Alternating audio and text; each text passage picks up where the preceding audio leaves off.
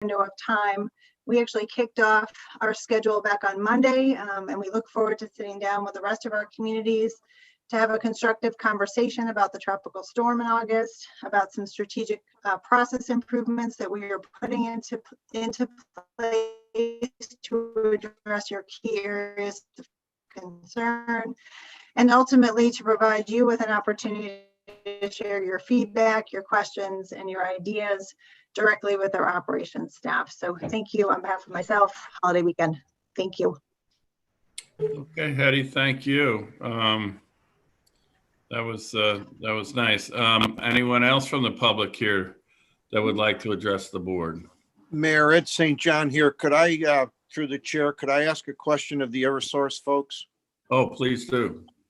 I have a question. When the legislature passed that law regarding utilities, do those impact Frontier? Oh, gosh. Frontier and Comcast? If I'm honest with you, I'm not on mute. If I'm honest with you, I was focusing on the electric distribution companies. I don't know the particulars of the other utilities, but I'm happy to do some research to get back to the group. I'm having trouble hearing you. So Hetty, if you could turn off your video and just answer the question again. Can you hear me now? Yep. I can now, yes. I apologize. I'm sorry. What I said was that, to be frank, I was focusing on the electric distribution company. Yeah, I said, to be honest, I'd be happy to research that. Obviously, we were focused. Go back to the group later today with an update on that. Because I'm going to be very honest with you, as someone who's dealt with storms for about 40 years now, our biggest problems are with the telephone and the TV folks between you and I. Thank you. Absolutely. I will circle back to the group on that. Thanks, Hetty. And also, Hetty, just to let you know, I know you probably shut your video off, but you still have some significant audio technical difficulties. We can hear you, but we can barely understand you. But thank you. Okay. Does anyone else have anything for Hetty and Eversource? Okay. Anyone else from the public that would like to address the board? Okay, great. Rick, is Congresswoman Hayes on board yet? Yes, Congresswoman Hayes has joined the call. Perfect. Good morning, Congresswoman. Good morning, Mayor O'Leary. Really good to see you. Thanks. Good to see you too. Yeah, today's not a good day though. So if you're doing a countdown and thinking it ends right on day 14, it doesn't. Yeah. So well, we can only hope and pray. Yeah, absolutely. Absolutely. But it's so good to see you. I wasn't sure if you'd be here. Thank you.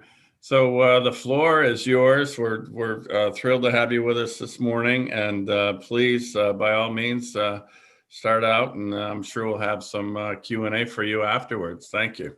Well, thank you. I'd like to leave as much time as I can for questions. Good morning, everyone. Thanks for inviting me to your meeting. I just wanted to spend a little bit of time talking to you about some of the work that we've been doing. I think probably the most pressing thing right now is really trying to get the HEROES Act passed. The most significant part of this is the state and local funding, and that seems to be where that's a huge sticking point. But that is significant for this district because, well, not just this district, but for everybody in the country, because I recognize that you can't address one part of the problem with COVID without addressing the ripple effect that is caused. There are so many things that I continue to worry about. First and foremost is the testing and the contact tracing to make sure that our state and our budgets can handle that, because that will be a significant cost. But then all of the things that come as a result of that. Our schools are struggling to open. They're opening, closing. There's a tremendous amount of additional costs that were unforeseen when the budgets were written, for cleaning, for virtual learning, for professional development, all of the things that we never consider. There is the moratorium on evictions will be coming to an end, and housing is a huge issue. We also want to make sure that local municipalities don't have to worry about laying off essential workers at this time. So those are all things that I believe you cannot consider legislation unless it includes some type of support for state and local municipalities. In this district alone, I mean, the numbers are significant. We stand to anywhere from $1 million to $6 million for each of the towns that are listed in the COG that would come out of the updated HEROES Act. And I don't see how we can proceed without that funding. I also have worked really hard on issues of food security and unemployment compensation. My office got so many calls between economic impact payments, unemployment payments, all of those things that people really are depending on in order to survive. Local businesses, small businesses are really suffering right now. What we'd like to do is extend the payroll protection, but this is it has to be a full 360-degree approach, because if we only, I mean, I've heard people say, why are you including, libraries and theaters? Because libraries and theaters are part of our community. So it's all of those things. And I think that I have a unique perspective because I have a district that encompasses both small towns, small colonial towns, and large urban cities. So we have to address the needs of all of those people. And that is really, truly what I've tried to do. I heard when I came on the call a lot with the electric grid and the challenges with Eversource and broadband, and that has been a huge issue. When we were considering the infrastructure package, which I really believe in the next Congress there's no way around it. We have to address infrastructure, but I was very excited that our plan for infrastructure not only includes roads, bridges, transportation, but broadband and internet connectivity is a huge part of that. And I really see this district as being able to capitalize on many of these infrastructure improvements. We have so many factories, so many places where we can really have precision manufacturing that can only be done here. And I think that Connecticut could really be a leader on these issues as we think about how do we build back, how do we improve infrastructure for schools. I think that our state can really take the lead on many of those things. And finally, I think the way we do that is on my committee of education and labor, we've done a lot with education, but on the labor side, we've really been pushing for apprenticeship programs and work study programs, and really training that skilled workforce so that this district will be attractive for companies to come to, because we'll have a workforce that is ready for their needs. So, I mean, there's so much that I can talk about, but I'd rather focus on specific questions.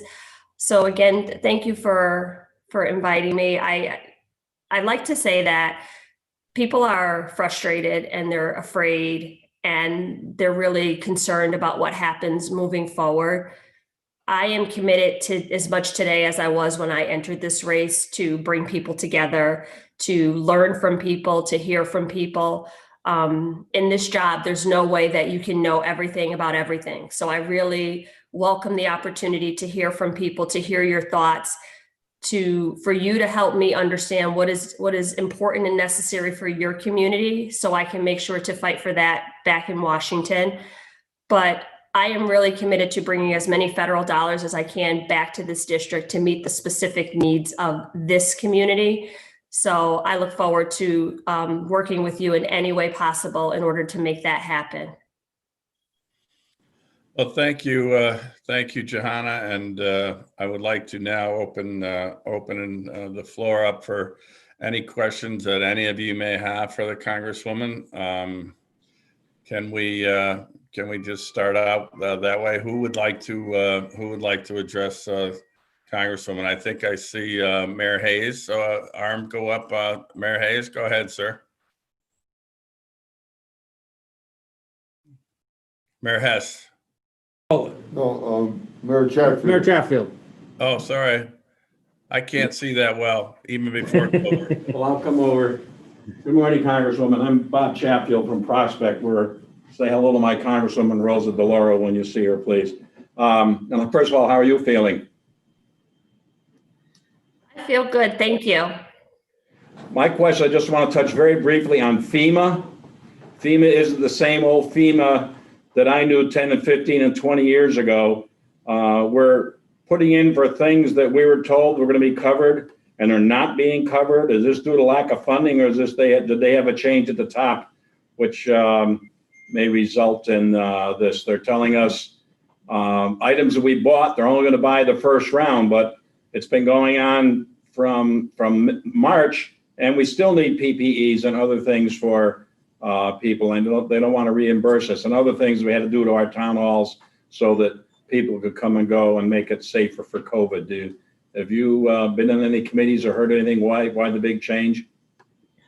Well, specific to, I could have someone from my office circle back to hear specifically what you're talking about. But in general, I don't think that there's a change at the top. We've heard this over and over. For instance, where school districts reached out and they thought they were going to be reimbursed. And then we heard on a call from FEMA that they would not be reimbursed. I just really believe that it was a lack of a coordinated plan as to how to deal with COVID. So a lot of this has been, as things arise, we're bringing that information back. So I can get clarification, but it's just that even 7 months out, there's not a concrete plan, a concrete national strategy as to how we're going to address these needs. A lot of it was the governors were coming up with their own individual plans. And fortunately for us, that really helped us to, flatten the curve in Connecticut. But my office, we have a call with FEMA. I think it's every 2 weeks, and we'll get new guidance, and then we'll hang up and we'll get a memo about updated guidance. So I really think it's just as things arise or as questions arise, they're dealing with them.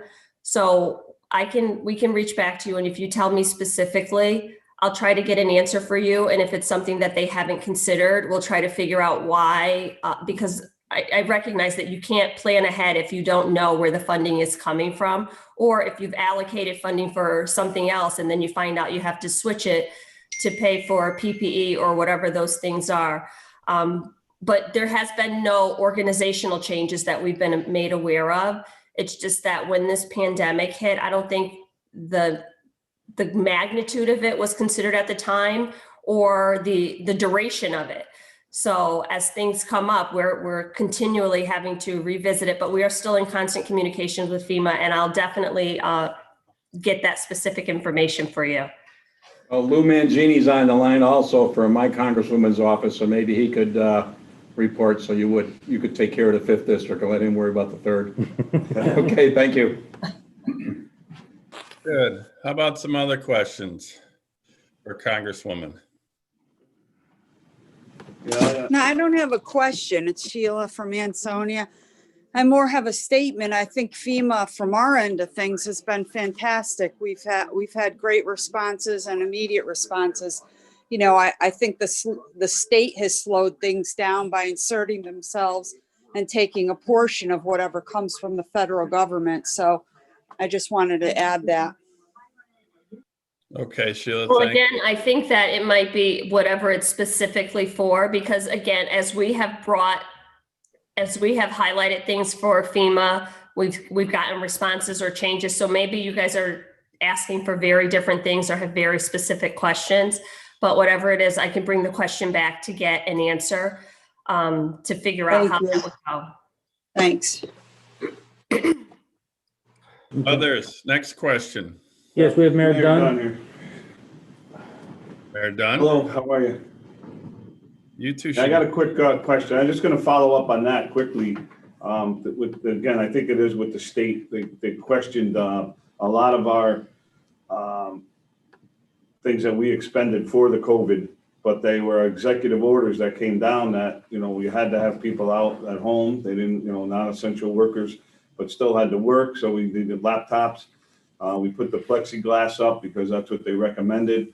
a lot of things they recommended or had executive orders they denied. I mean, I wouldn't have bought them if it wasn't for the COVID. So that might just be a note if you guys could pressure the FEMA through the state to ease up on that. I mean, I don't think any town or any mayor or first selectman or town manager would have purchased anything if it wasn't for the COVID, of the plexiglass or anything like that. So my other question is, it's a very difficult one and sensitive one, and we've already noted they made changes in the state here, but as you see around the cities and the towns now with the shootings, just drive-by shootings, the guns, I mean, again, our police officers are in a tough position now because a lot was taken away from them, or they're afraid to make a move. Right now, we need our police force, our first responders out there to be able to tackle this problem.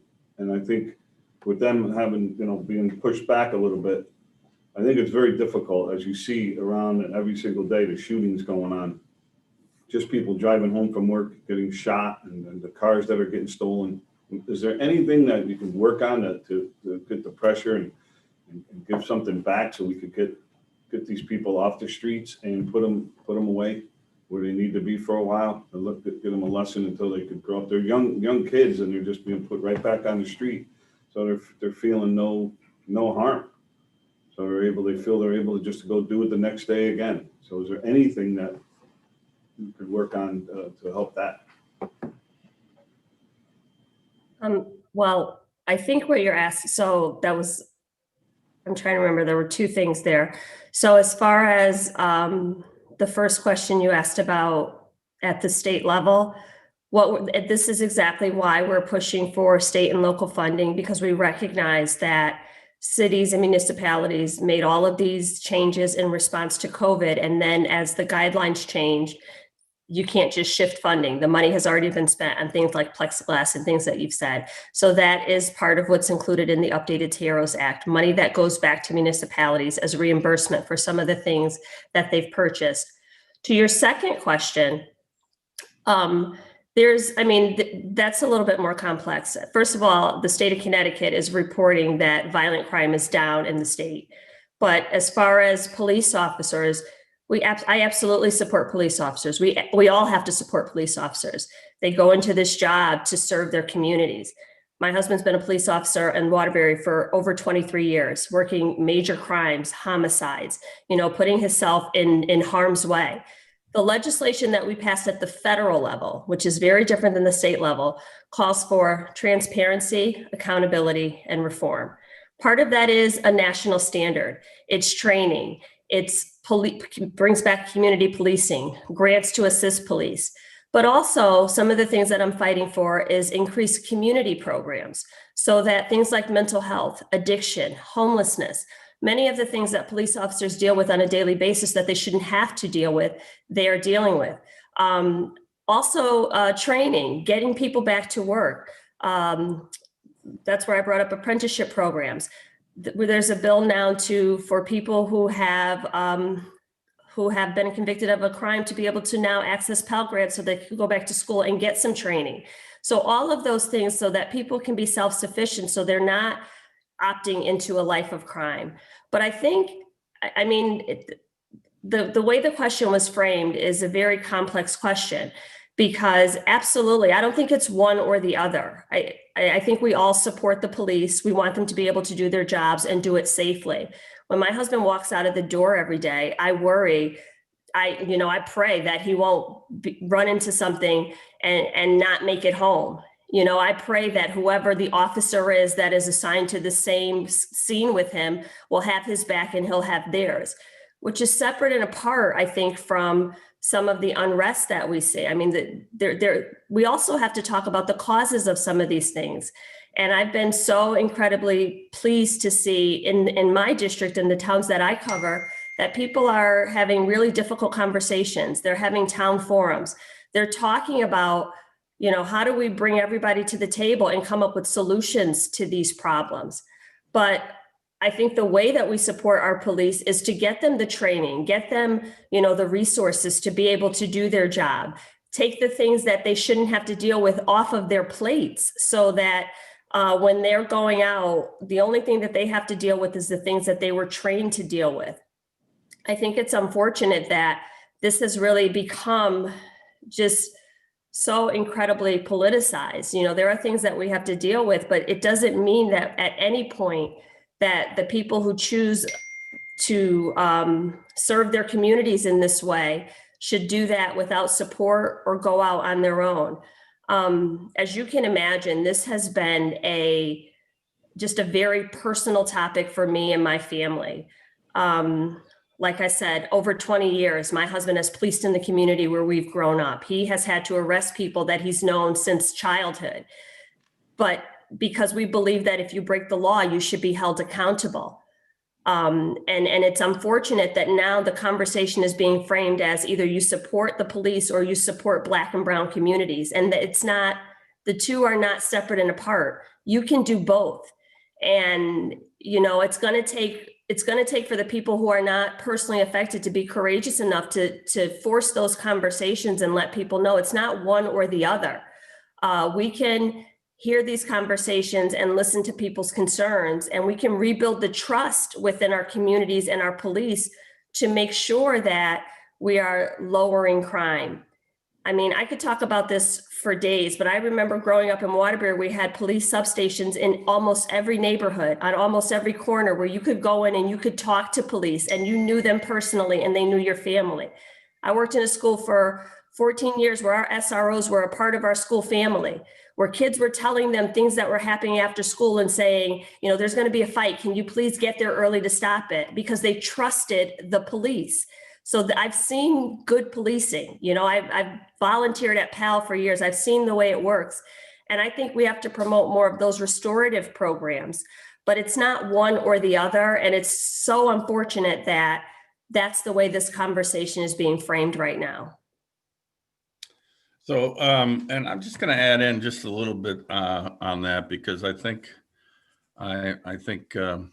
with my experience, I might be able to help out a little bit, Tommy and Congresswoman Hayes. But you know, there's so much anxiety out there. So I was surprised at the state of Connecticut's announcement that violent crime is down in the state, because we certainly haven't seen that in Waterbury and the greater Waterbury area.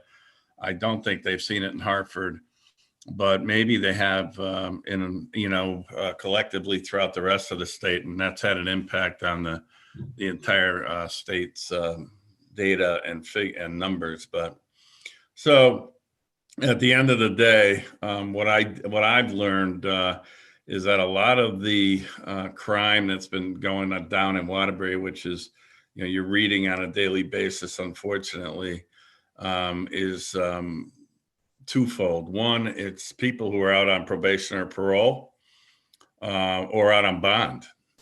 So, you know, Connecticut's reform, judicial reform and corrections reform and law enforcement reform has, you know, the pendulum may have swung just a little bit too far, in the sense that there's a lot of offenders who are out on the street who were released early because of COVID, or who are on probation or parole. And it seems as though they've gone back to their old ways. And also because of COVID, the state of Connecticut, I found out recently, in both the Department of Parole and Probation, really suspended their supervised visits, both in-house and home visits, because of COVID. And I think that that's had a big impact, certainly in the urban environment, New Haven, Waterbury, and Hartford. I can't really speak for Bridgeport. So I think that that's an issue, Tommy. And I think that a lot of what you're seeing on the streets of Waterbury, which is rolled over into, in my opinion, possibly into Wolcott, is in those areas. I have spoken to the governor about it, and we're trying to get everybody on the same page with that. And the other thing, Congresswoman Hayes, which is an uncomfortable subject, but I think it's one that you should take back on the federal level, and you can see it, and I'm sure Milford, your husband, sees it, is that there's a strong disconnect between law enforcement and the and the legislature here in Connecticut with the police reform bill. And, this has caused some angst with officers. I'm not saying or suggesting in any way, shape, or form that officers aren't doing their job the way that they've been asked to do, but some feel that the police are not as aggressive as they once were because of their feelings about the police reform bill that was passed in Connecticut. I'm gonna maybe surprise some of the people on this call right now, but I, at the end of the day, happen to have a seat at that table for that reform package. And let me just tell you all, it's far from perfect and it needs some work. But I will tell you that it is far better than what the initial proposals were. It addresses a lot of the issues that police were very concerned about. There's so much typically what happens, there's so much misinformation out there about what that bill does and what it doesn't do. Police unions are spreading a message that the bill really handcuffs the police, ties their hands, and subjects them to enormous litigation.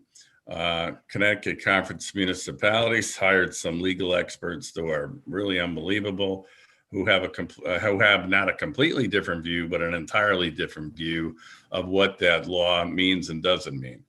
I can tell you that at the end of the day, with the promise from the legislative leaders that there would be additional tweaking of the bill, that it's so much better than what was initially proposed, but it's hard for people to recognize and understand it. And it's turned into a political situation now, as we know, with police officers and their unions getting involved in the political elections coming up on November 3rd and endorsing particular candidates because they were opposed to the police reform bill. My humble opinion, police reform is needed. Quite frankly, what's going on across the country has got to stop. We won't have any of us be able to go to bed at night wondering what's going to happen the next morning unless these issues are talked about. They're tough, they're difficult. It is an election time. My prediction is after the election, we'll be able to have better conversations once the emotion is out of it. So to all of you on that issue, stay tuned. I have been promised a seat at the table for the discussions for the upcoming legislative session. And Congresswoman Hayes, I guess the message we send back to you, to Washington, is that, the police, I think because of a lot, well, you saw, for those of you who watched the vice presidential debate the other night and watched the presidential debate before that, there's a very divisive message being sent out of Washington. That certainly plays right into all of what we're talking about here. And that's why I'm really praying to God that after the election, we can get back to doing some really open and needed conversation about what needs to do to be done to improve police and public relations. As a 32-year police officer, it breaks my heart that people have a different opinion of the police than they should, particularly in this area. I can see it in different parts of the country where they've had repeated offenses of unjustified or allegedly unjustified situations. That's not the case here. And it really breaks my heart to see the way some of these police officers have been treated, particularly the brown and black police officers during what's supposed to be a peaceful protest that seems to turn on the police more than, and the black and brown police in Waterbury, more than anyone else. So it's been a really, and of course, COVID plays into all of it, right? People are cranky, they're anxious, they're tired, they're scared. Regardless, I'll stop here and ask if there's another question for Congresswoman Hayes. Mr. Mayor, Can I just say before you move on, I appreciate that. And the way you started that it's a difficult conversation. It's not difficult for me. It is difficult, but I have, pressed my colleagues and talked to people locally. I do believe that this legislation moved too quickly. I think there should have been more input. And I'm very happy that you will be at the table when for the discussions, because I need for my husband to be safe. I need for him to feel protected when he goes out into the community and not have, his status as a police officer to be in direct conflict with him as a Black man, and for people to question, his integrity or his service to community. So I look forward to continuing this conversation, and I appreciate all of your thoughts on it. But voting against the police just on a personal level is voting against my own personal self-interest, because I need for the police departments to be strong and supported so that my husband is safe. I have taken, I've looked a lot more carefully just because I know how this issue has been being politicized. And just recently, there is a Jobs Act that would take away all funding from school resource officers. I don't support that. So I really have to look at every line, because I recognize that, we are a broad tent and it covers the spectrum. And there are some people who think that all funding should be taken away. I'm not one of those people. So I think we need to have some really honest conversations about the best way to reform and support, so that both the officers and the community feel like that mutual trust is rebuilt. So thank you. You can move on. I just wanted to say that. Okay, thank you for those comments. Next question for Congresswoman. Mr. Mayor, if I could just note for the record, we were joined some time ago by First Selectman Smith from Beacon Falls. I don't know if there's another question from one of the chief elected officials. We do have a question regarding transportation reauthorization. If I might. A transportation question for the Congresswoman, I assume, correct? Yes, correct. Okay, great. Thank you. I recognize Mark Nielsen. Good morning, and thank you. The question, we've been following efforts in Congress, both in the Senate and the House, to develop a new transportation bill. And I read through the House bill, the Invest bill, and you touched on it earlier about infrastructure improvements. And I guess the question I have is basically, I know that the FAST Act was extended for a full year with a continuing resolution. But I guess, can you just give us an update on the prospects for a new transportation bill, as early as possible, or, is it moving forward in early next year, or are we likely to have a continued battle on, what to invest in and, how much money to provide going forward? The FAST Act is fine, continuing it, but there are a lot of changes that we'd like to see going forward in helping our program. So, any insights or information you can provide would be appreciated. Well, so yesterday, Congressman Himes and we introduced legislate. Actually, we were able to secure $400,000 for a study on trains, Metro North in this area, right, which would affect many cities here. In Congress recently, we passed an infrastructure bill. Thinking about your question moving forward, I'm surprised that it's taken this long. When I first came into Congress, it seemed like one of the things that Republicans and Democrats agreed upon was that an infrastructure bill would be what we needed to address some of the needs of our transportation hubs. And a lot of that, I was very excited, would come right back to Connecticut to go through, the 84 corridor, the 95 corridor, and really bring money that would directly come back to our cities.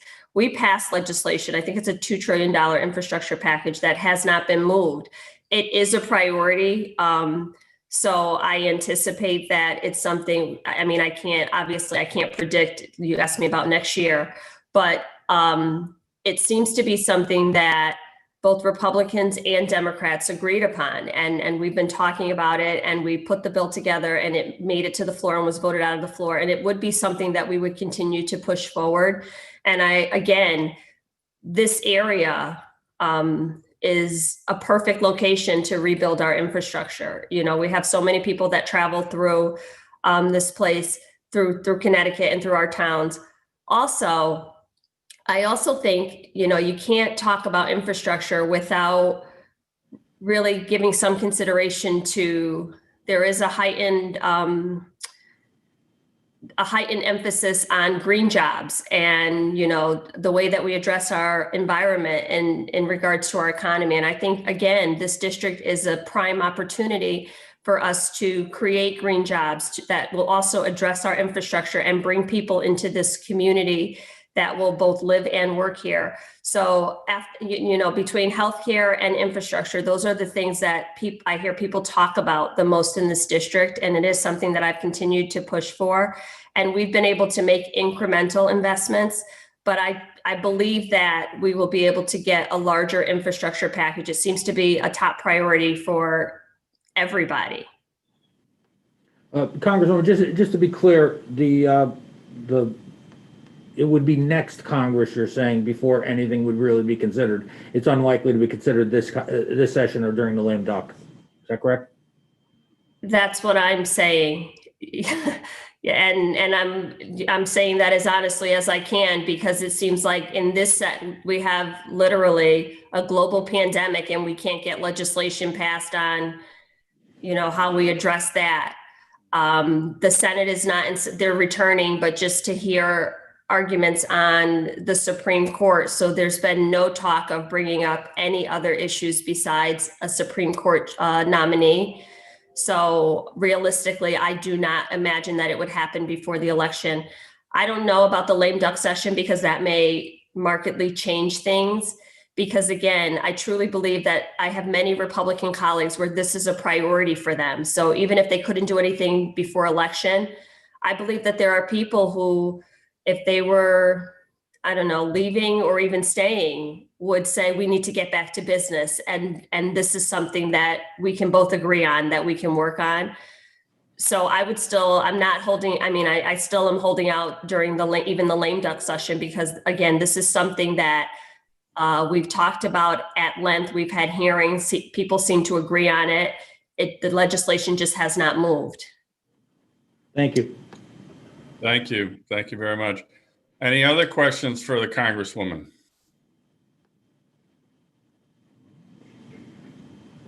Okay, I think we let you off kind of easy this morning, but listen, we're grateful to have you. And every once in a while, the universe throws you a bone. Yeah, exactly. I'm waiting for mine. But we're grateful to have you. Good luck in your future endeavors in the election, and I'm looking forward to having some further discussion with you on the police reform stuff, both at the state level and the national level. And I think there's a lot that we can do together. I think we bring very unique perspectives, and at the end of the day, we want the same thing. So I really, it breaks my heart to see my community hurting in this way. Yeah. And to hear a conversation about my husband that does not describe the man that he is, and that there's so much work to be done there. So I look forward to working not just with you, but with anyone on this call from any of these communities to figure out how do we move towards a solution, because this cannot be where we land. Great. Okay. Have a great day. And you as well, Mayor. Take care, everyone. Have a great day. Yeah. Okay, everyone, moving on. Item agenda number 2, CNVMPO meeting 2021-2024 public comment. Christian Meyer. Morning. Thank you, Mr. Chairman. I just want to give a quick introduction to the agenda items we have for the MPO, as they cover both the new TIP, which will be for 2021 through 2024, and the old TIP, which will be expiring in this fiscal year. So we'll have public comment on the new TIP, if there are any members of the public to comment on that TIP. And then we'll be circling back to do some amendments on the old TIP before I give a brief presentation on that new TIP and the board considers it for endorsement. So with that, I think we can see if there's anyone present for public comment. We received no indication from the public via email that there would be someone. Okay, so Mr. Mayor, if we could just going once, going twice, and if there's no additional public comment on the federal TIP for the CNV MPO, we can move on with item B. Okay. Item number B, approval of amendments to the Second. Done. You have a motion by Mayor Chatfield, a second by Mayor Dunn. Okay, any discussion? All in favor? Aye. All right. Item agenda 2C, approval of the Transportation Improvement Program. Christian? Great. I'd like to give a quick review of the TIP just for the board. It's one of our major pillars to the federal transportation planning process, along with the Metropolitan Transportation Plan. It is a central part of how funding for transportation capital improvements is assigned. At its simplest, the Transportation Improvement Program, the TIP, is a list of the projects that are expected to receive funding in the next 4 years. You can go to the next slide. I have a graphic that might be helpful. Yes, so this is again for the Central Naugatuck Valley MPO as opposed to the entire NVCOG. It's a list of the federally funded projects. As it has to be updated periodically, at a minimum every 4 years. And as you're aware, it's a living document as we see amendments come before this board almost every meeting, depending on fiscal constraints or changing priorities. It is put together collaboratively with the DOT and our transit providers. And finally, it is fiscally constrained, as was discussed with Congresswoman Hayes. Even here, at the end of the FAST Act, we still have a good idea what the funding will be going forward for the next 4 years. It will require about $1.1 billion to fund the entire TIP. Much of that is for statewide or district-wide projects.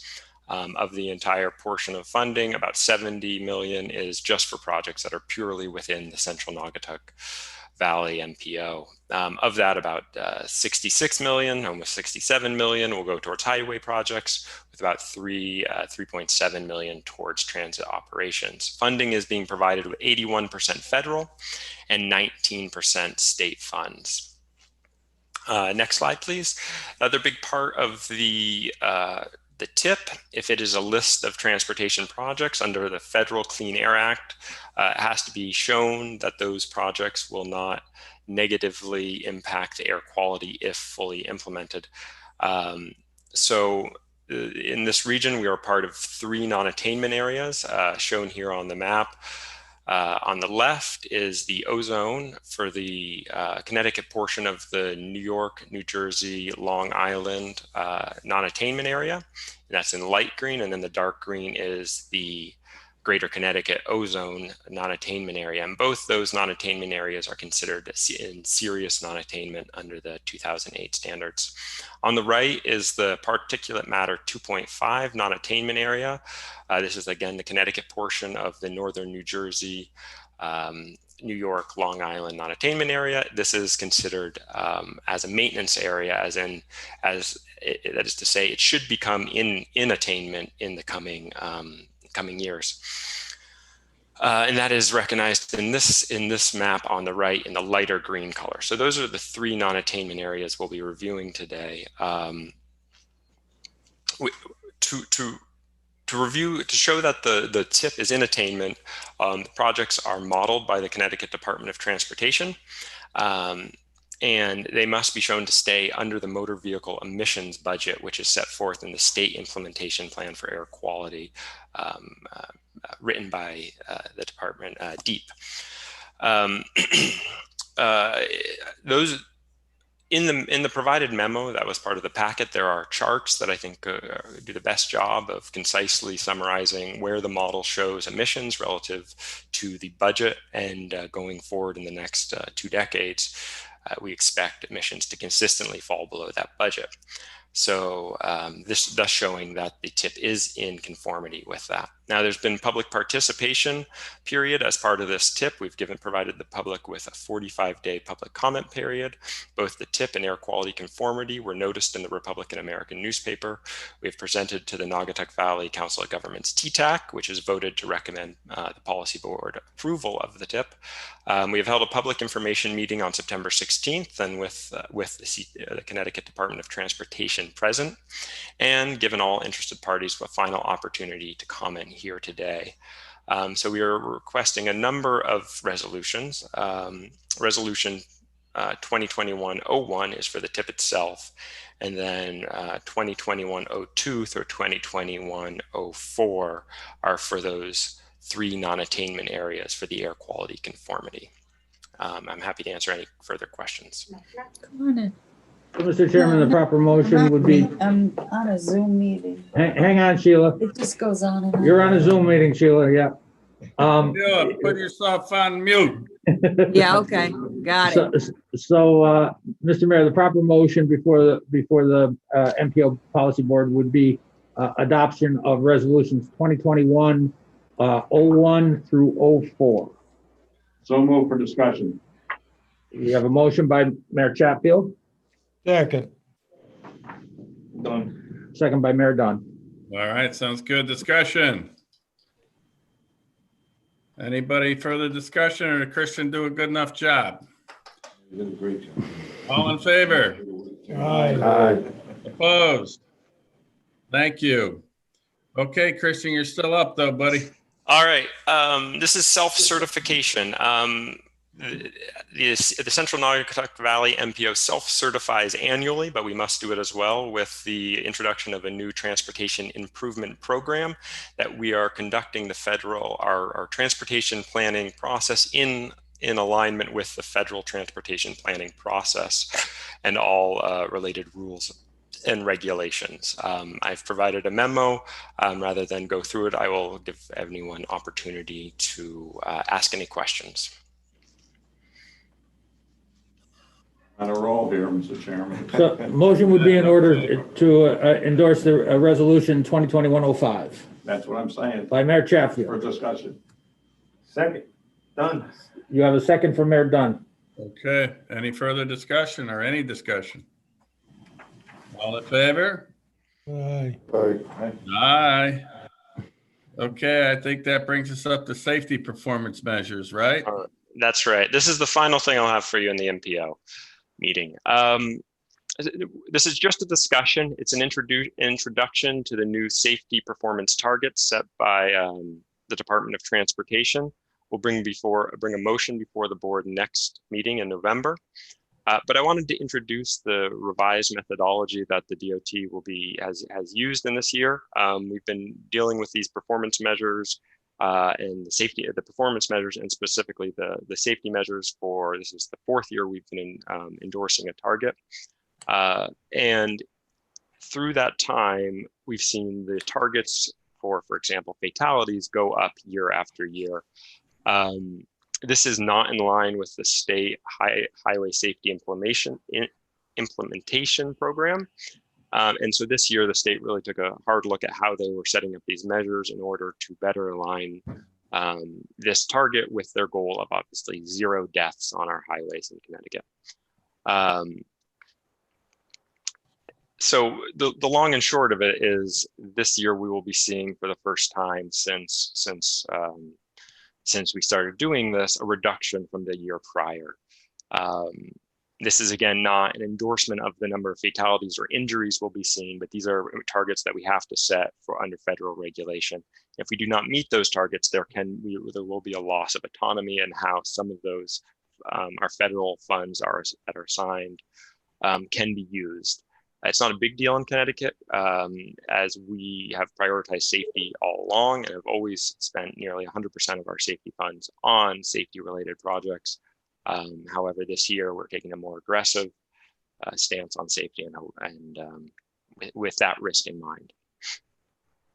Okay, great. So we're looking forward to the future on that, and I'm glad the numbers went down a little bit. I thought I heard you say that. Yes. So next, that's great, Christian. We appreciate your good job presenting those items. Item agenda number 3, NVCOG administrative items, approval of the minutes of the September 11th, 2020 COG. So moved. Temple. We have a second. Okay, we have a motion and we have a second. We have any discussion? All in favor? Aye. Great. Okay. 3B, approval of agency financial reports and summaries for periods ending 8/31/20. Michael, you're up. Good morning. So this report is through August. We're about 16% through the year. Bottom line is showing 196,000, but again, that's because we get the dues up front. We did receive our Q1 and Q2 payments from RSG just a couple days ago. Usually they've been coming in around November to December, so we got those early, which is great. And we did have our EPA assessment grant has been extended 1 year, and there's about $36,000 left for hazardous and petroleum projects. Are there any questions? Hearing no questions, I'll ask for a motion. So moved. Done. We have a motion by Mayor Dunn and a second by Mayor Hess. Okay. Any discussion? All in favor of the financial report and summary? Aye. Opposed? Motion passes. Director's report, Rick? Sure. Thank you, Mr. Mayor. So a couple of things that I'm going to skip over because I'm sure you're all aware of the main items that came out of the special session.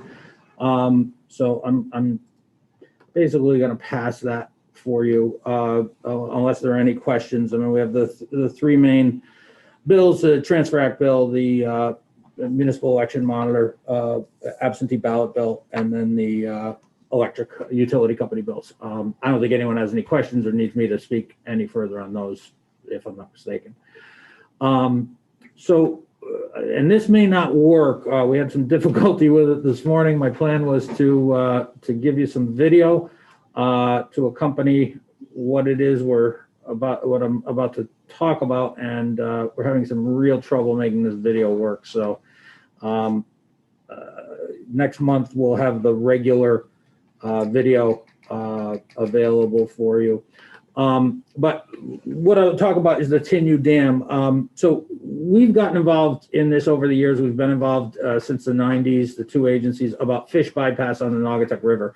And we had written recently to the Fish and Wildlife Service and to DEEP because we were concerned that the $6.5 million bypass at Tinnu didn't seem to be bypassing any fish or operating. And there apparently is a problem with that facility that DEEP is in the process of trying to fix. But one of the things we discovered was that there was no fish waiting to use the channel, which led us to look further downstream at the Kinneytown Dam, just south of there in Seymour.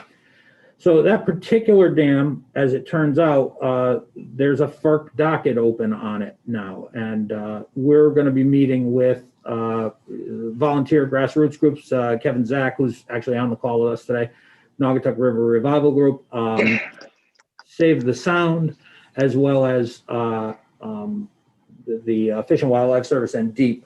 So our position as an agency is to continue to pursue safe, timely, and effective passage of fish from one end of the river to the other. Getting past Kinneytown effectively will open up another 32 miles of anadromous fish passage. So that brings all kinds of things: striped bass, sea run trout, salmon, all the way up through to Thomaston Dam. Because if you recall, in the 90s, the other dams had been cleared out, and we're in pretty good shape. So I apologize again for not having any video for you today, but I seem to have lost control of it while I was fiddling with everything else here today. So I just want to update you. Next month, Kevin will be our presenter. We will have a video that you can see, and we'll update you on our meeting with Fish and Wildlife and with DEEP.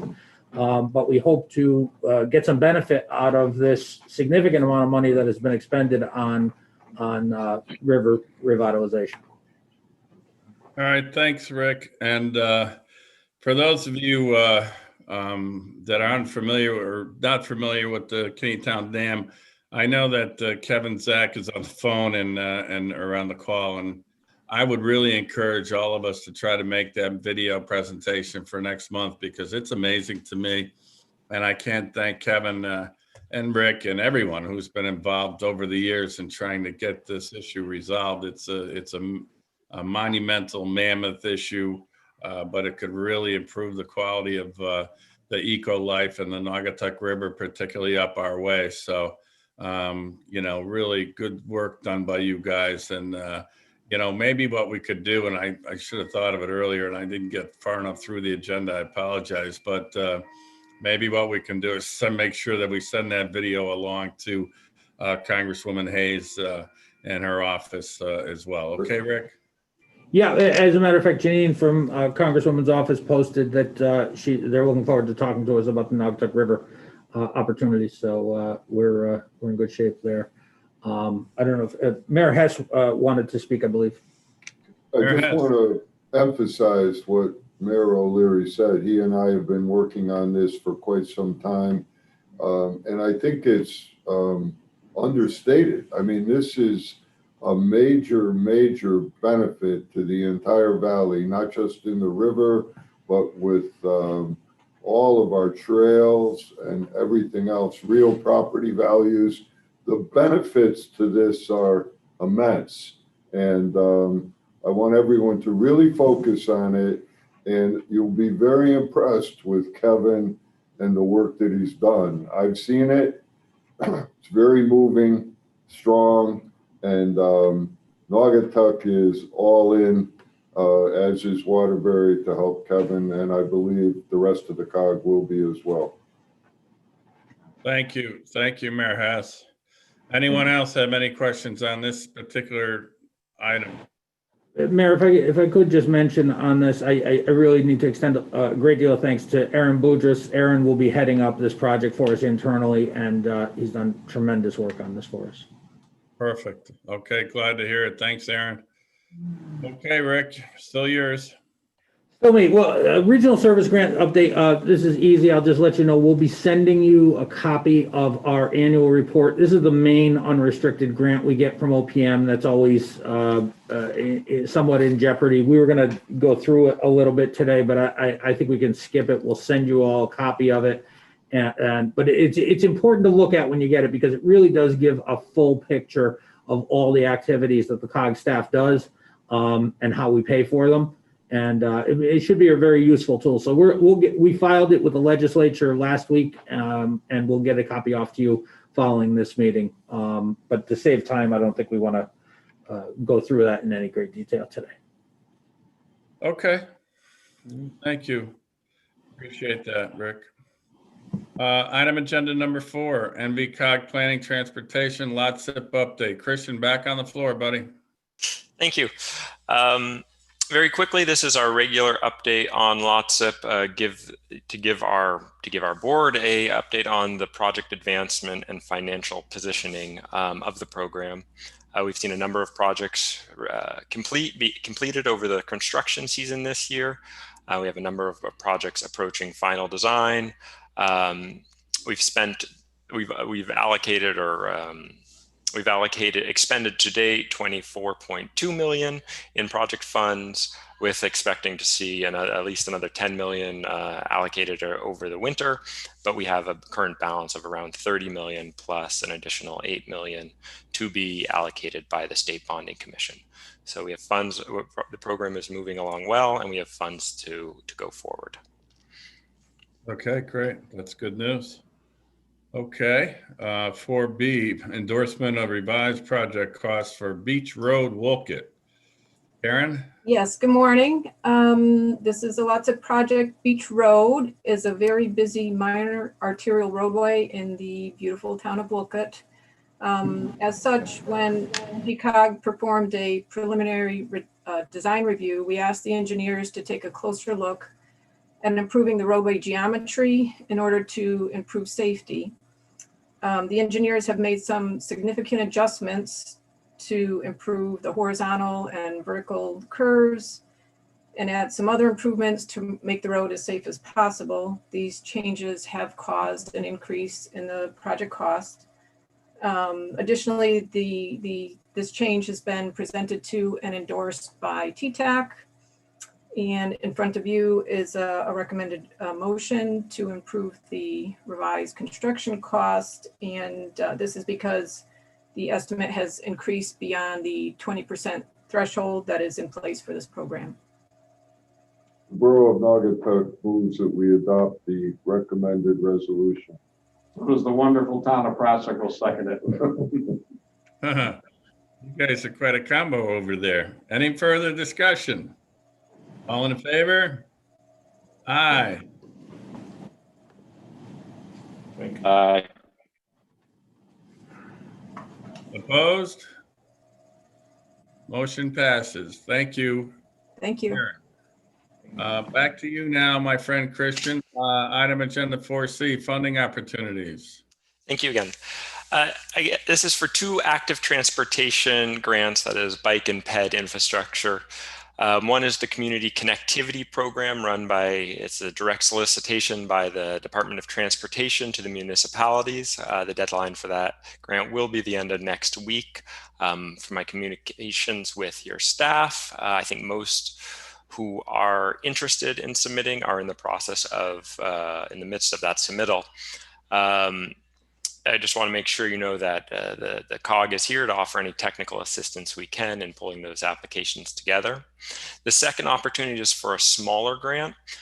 This is a Department of Public Health, and it's an active living and active transportation grant with the goal of getting people out, walking, riding their bikes. This year's solicitation has a focus on a bicycle train the trainer program. The goal is to work with schools and to train a staff member who works directly with 4th graders on how they can train their students on proper and safe riding habits. The idea of leveraging one training program to teach many students on safe practices. The other opportunities under this program are bike racks. This can be for a school or a popular destination, or a tactical demonstration project. This may be something like painted markings at a crosswalk to bring more attention to the pedestrian and make it a safer environment, or decorative planters or movable bollards to use to shorten a crossing, which have been shown again to improve safety. Feel free to be in touch with us in the COG for more information, as we're working with the steering committee for that program. Mr. Chairman, yeah, please, Mark. Sorry, Rick? Yeah, no, I want Mark to speak on this for a minute. Yeah, thank you. I just wanted to make a couple of comments about the Community Connectivity Grant Program. Again, it's a state program, but unfortunately, the way this CONDOT is running the program, they're basically bypassing the COGs. They're going directly to the municipalities to solicit projects, which sort of is kind of like at cross purposes of what our mission is to provide assistance to our communities. We sort of feel that the program could be run a little bit more efficiently if it sort of was administered through the COG, sort of like the LOTCIP program. We've been very successful getting projects proposed and initiated and built through the LOTCIP program. And the problem with connectivity is sometimes by soliciting directly to the towns sometimes aren't aware that the project or program is available. And 2, they don't realize they can come to the COG to help them, put together the application, do some roadside assessments, road safety assessments, and things like that, that we could, actually save them some money instead of them hiring a consultant to do some of that work.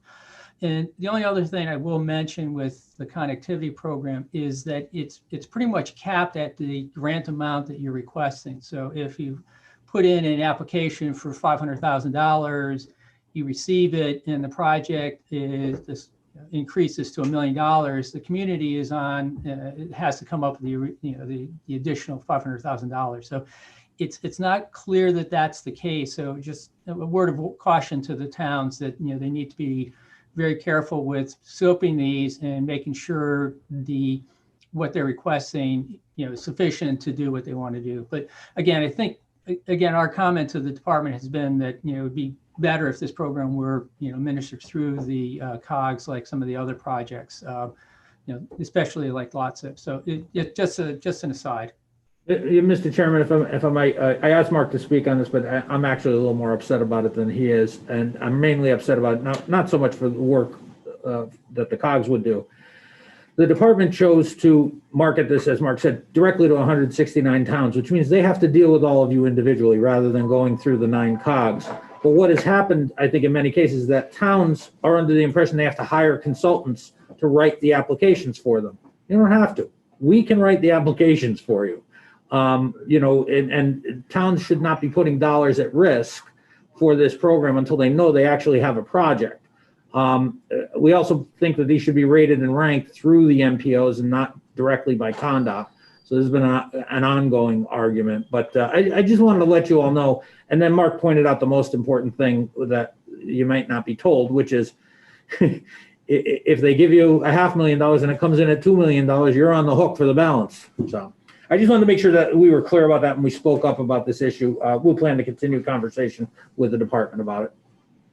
Hard to believe that we aren't clear on it, but I just have a question.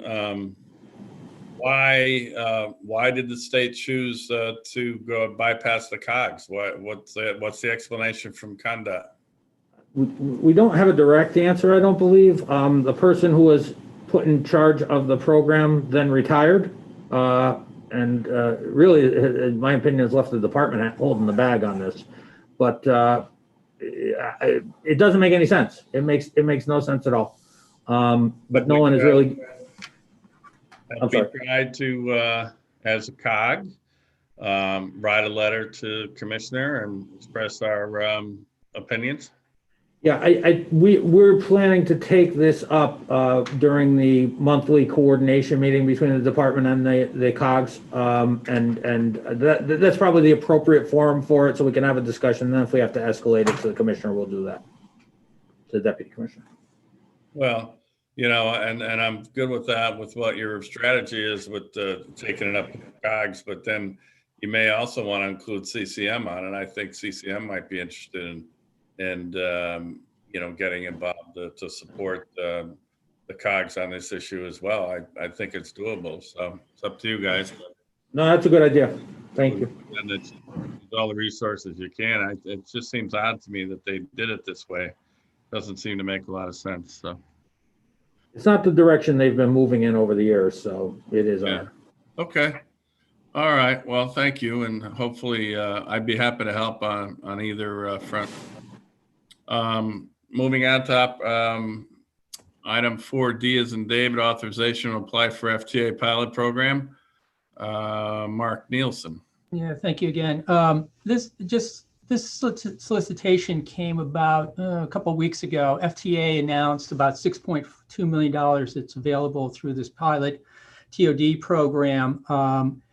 And they're asking for applications to look at developing comprehensive TOD plans in and around station areas or transit areas that have experienced core capacity improvements or new starts.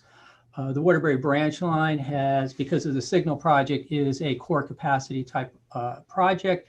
And we're thinking about applying for a grant to, you know, because we're doing this alternative mode study that's looking at TOD at sort of a higher level. This would sort of dig deeper into coming up with real specific plans for how to effectuate some TOD types projects right near the stations. The issue that we have to deal with is we have to partner with the DOT directly on the application. So we have a call into the Bureau Chief of Public Transportation to try to solicit their support and involvement. But the application is due October 26th. So we wanted to put this on the agenda to get the board's approval and authorization, one, to apply for the program, and to authorize the executive director to sign any and all documents and agreements that may be necessary to move the project forward. But it's not definite that we will be applying. Again, it's going to be dependent on our negotiating with the department on partnering on the effort. Okay, sounds good. Can I have a motion? So moved. Second. Mayor Hess, followed by Mayor Dunn. Okay, thank you both. Mr. Chairman, before we move on, I just also want to mention something that wasn't on the agenda, but maybe of interest. We did receive recently the 5-year capital plan from the Department of Transportation. We are currently reviewing that, and we will be having a meeting with the department on October 30th to go over some comments and that project. Basically, the 5-year capital plan is just the all the highway and transit type projects that the department wants to implement over the next 5 years. It includes everything that's included on the Transportation Improvement Program that we just endorsed a couple of items ago, but also includes some statewide, just state-funded projects. And of interest for our region is they do have some funding available to do design for high-level platforms for the Waterbury branch line, and they are putting a placeholder for design activities for the Mixmaster. So those are two projects that are showing up on the capital plan that are not in the TIP. Our only issue with Waterbury branch line is it talks about just designing of high-level platforms, but not the other items that we are looking to get, station improvements, the new rail cars, locomotives to provide the additional service. So it's just something that mentioned. We can set. We'll send out the capital plan. It's a series of Excel sheets, and then, like I said, we'll be meeting with the department at the end of the month to go over specific projects and some of our comments. So it's just an FYI. Okay, thank you for that. We have a motion on the floor and a second for item agenda 4D as in David. Any discussion? Just one point, Mayor O'Leary.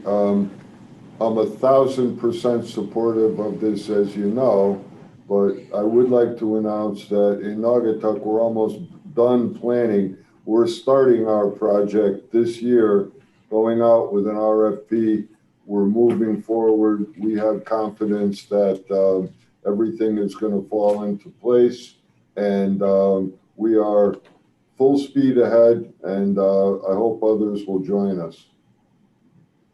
Well, you can count on Waterbury's support, that's for sure, but it would be nice to get unanimous support from the entire COG. So thank you for that, Mayor Hess. Any other discussion? All in favor, say aye. Aye. Aye. Aye. Okay, opposed? Calling you now. Motion passes. Let's see, item agenda 5, environmental planning brownfield activity. Rick Dunn. I'm just going to quickly just tell you that we're progressing with the Connecticut Brownfield Land Bank bylaw change. We're, as you heard earlier, we have an extension on an assessment grant. So we have a couple of dollars hanging around on that. We've closed out our revolving loan fund that expired with EPA, and we're opening a new one this month, but we won't have the dollars for a little while on that. But unless there are any questions, that's all I want to report. Anybody have questions for Rick? No. We've been asked to submit some to OPM to submit, we being Waterbury, a wish list for brownfield remediation projects. Have any of you guys been asked to do the same? Yes. Good.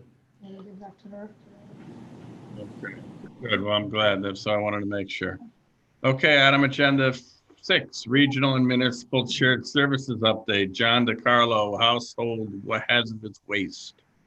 Thank you, Mr. Chairman. Good morning, everyone. A very brief update on the household hazardous waste program that 15 of our towns participate in. We held our last event for 2020 on September 26th in Ansonia. A little more than 600 cars came through, which is about average, and not like the Blockbuster event in Waterbury in July that brought in about twice that many cars. So fortunately for the city of Ansonia, we didn't clog up their streets with traffic during this event. The COVID-19 restrictions we had in place again worked very well. We'll be scheduling a meeting in November for the towns to determine the 2021 dates and make any minor changes to the program that are needed. And I'm happy to answer any questions on it. So I'm sorry, I might have missed it just for a second. When will the next one be? I know we wrapped up this calendar year.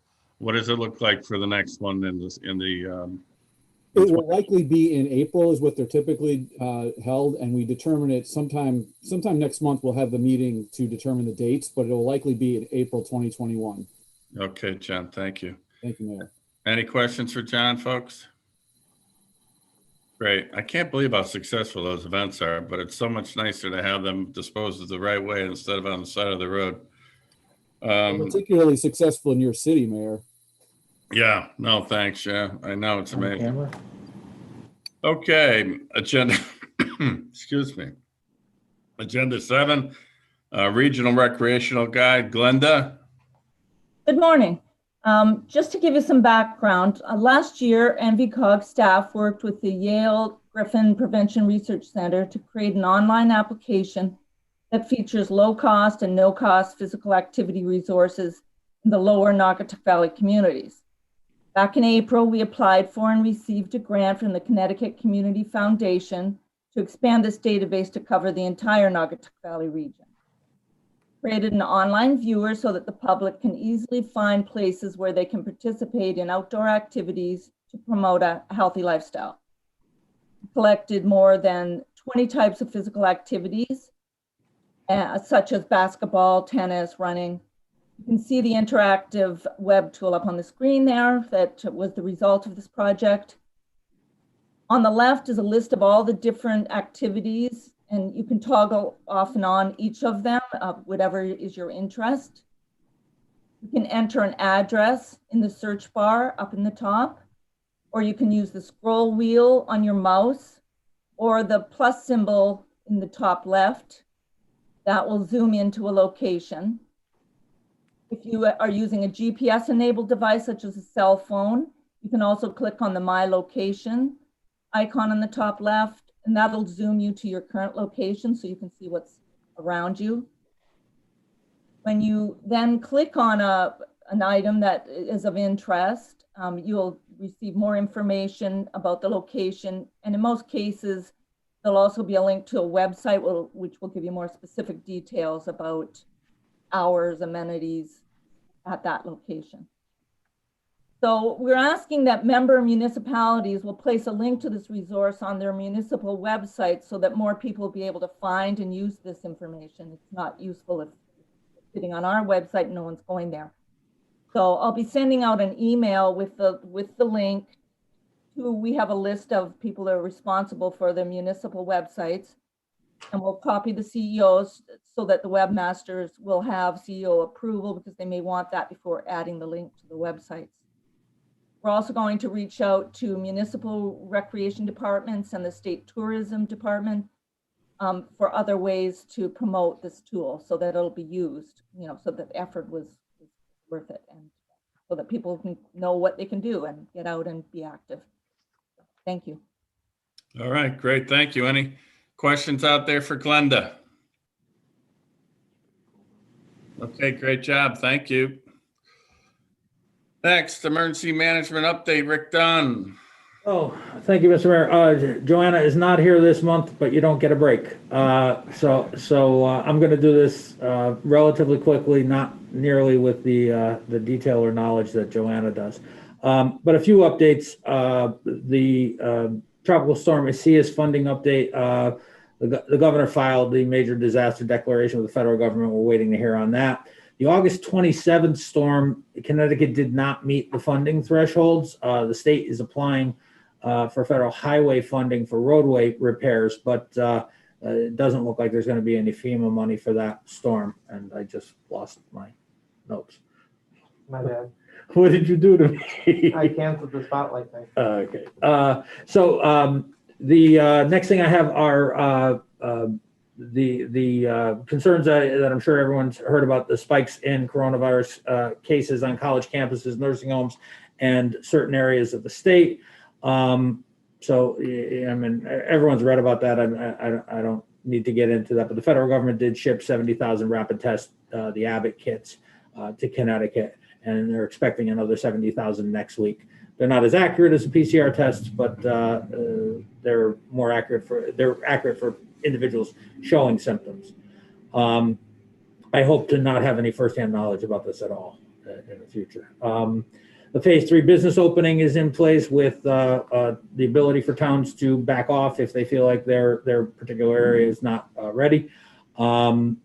The minimum budget requirement in the appropriations adjustment bill is not impacted. The CARES Act funding, CRF claims funding deadline is October 30th. So if you do have anything additional, you need to get it in by then.